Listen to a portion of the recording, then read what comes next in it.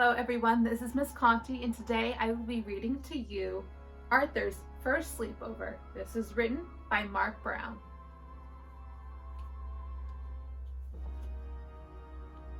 Arthur was getting ready for his first sleepover.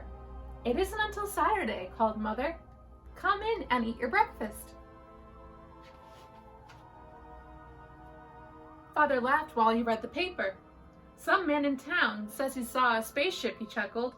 "Probably the same man who thinks he saw Elvis at the mall," joked Mother. "I don't believe in aliens," said Arthur. "Well, the National Requirer does," said DW, "and they'll pay a lot of money for a picture of one."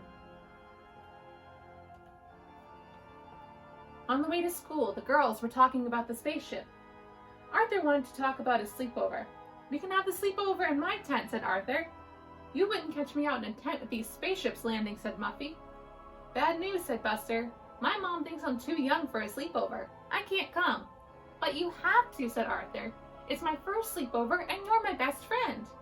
"Why do they call them sleepovers?" said Francine. "No one ever sleeps."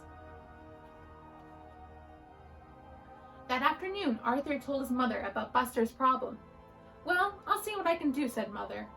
Arthur crossed his fingers while she dialed. Buster's mom did all the talking. "Yes, no, of course not," said Mother. "Absolutely. Good talking with you too. Bye." Mother smiled and nodded her head yes. "Hooray!" cried Arthur. "Does Buster's mom know about the spaceship?" asked DW. "I saw flashing lights from one today."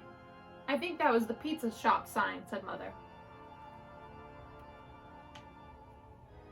Saturday morning, Arthur was outside making the tent cozy for his sleepover. His family helped too. "I was just thinking," said DW. "How do you know you're our real parents, not aliens in their bodies?" "Did you brush your teeth?" asked Father. "And pick up that mess in your room, young lady," said Mother. Okay, said DW. "They sound real to me," said Arthur. Arthur was looking for his flashlight when Buster and the Brain arrived. "It was here a minute ago," said Arthur. "I wonder if you'll see any aliens," said DW. "If we do," said the Brain, "how will we communicate with them?" "Forget about communicating," said DW. "Take pictures for the National Requirer. Use my camera. We can split the money." "Let's make some signs," said Arthur. "Good idea," said Buster. "But first, I have to call my mom."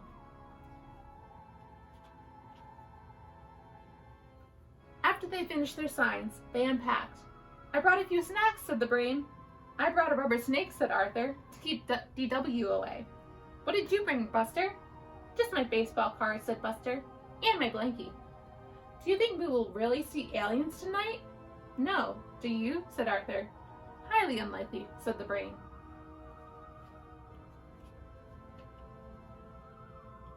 The boys forgot all about aliens. They were too busy telling jokes and trading baseball cards. "Pillow fight!" screamed Buster. "Quiet," said Brain. "What's that sound?" "Footsteps," whispered Buster. "And they're getting closer," said Arthur. Oh. "Pizza delivery," called in a familiar voice. "Compliments of the sleepover parents." Everyone laughed. "I almost stopped breathing," said Arthur. "I almost wet my pants," said Buster. Before they knew it, they heard another voice. "Lights out," said Father. "It's after 9. Bedtime." "Already?" said Arthur. "Thank you for the pizza, sir," said the Brain. "You're welcome," said Father. "Good night." "Good night," the boys said sweetly. As soon as they heard Father go back into the house, they shot out of their sleeping bags like cannonballs. "I heard bedtime," said the Brain, "but I didn't hear sleep time." "Let's tell spooky stories," said Arthur. "How about cards?" suggested Buster. Just as it was Arthur's turn to go fish, they saw the flashing lights. They dropped their cards. It got very quiet. "Aliens," whispered Buster. "I don't hear any footsteps," whispered Arthur. "Of course not," said the Brain. "They haven't landed yet." Lights flashed again. "They're headed for our tent! Run for your life!" No one could find the flaps. "Help!" screamed Buster. "Let me out!" The tent collapsed.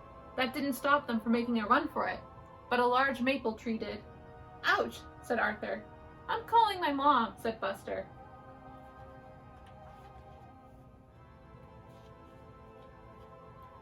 said the brain. The lights are coming from your house. I think I know this alien, said Arthur. It's from the planet DW. Arthur noticed the things they used to make signs. That gave him an idea. Let's put our tent back up. I think we know a way we can teach that little space creature a lesson. Later, Arthur quietly crept into the house. DW was in her room laughing. What's so funny? He asked. What are you doing up here? Said DW. Did you come in because you're scared? Not really, said Arthur. I'm returning your camera. You'll probably see an alien before we will. I doubt it, said DW. Well, just in case, said Arthur. Sweet dreams. Then very quietly, he returned to his tent.